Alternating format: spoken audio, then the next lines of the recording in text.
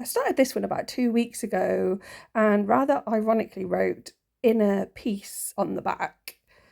And I say ironic because it's done nothing but drive me crazy ever since. I actually wrote the word peace on it and then went around it, then went over with different colours.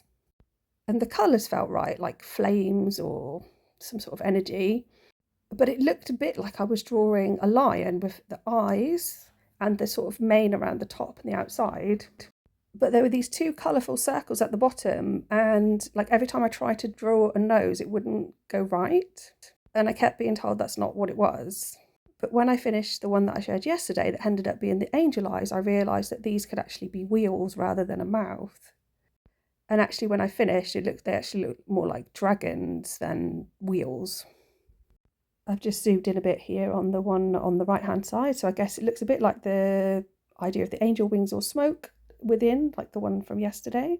And then the one on the left hand side is sort of like a clearer, I feel like it's more of a feminine dragon energy on that side.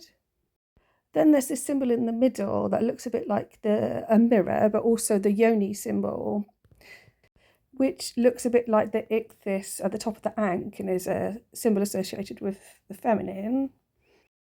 There is a character stood at the top, which I think looks a bit like either a male or an angel with perhaps a wing coming out. Lots of red energy around the outside of that.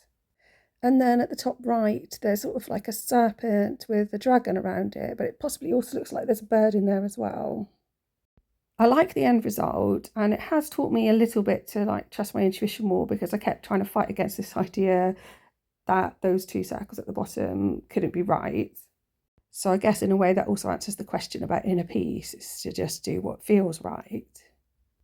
It also speaks a lot to this idea of a balance between male and female energy, which I think internally is the battle between thinking and feeling. It's interesting when I reflect back to that book that I wrote, and there are several circumstances in there where somebody says to me in the dream, "You know what to do." In one instance, in a ritual involving a candle, which is a phallic symbol, and another dream that involved a black box with 3 lights on the top, which could be an actual physical device or could refer back to this idea of the feminine anatomy again.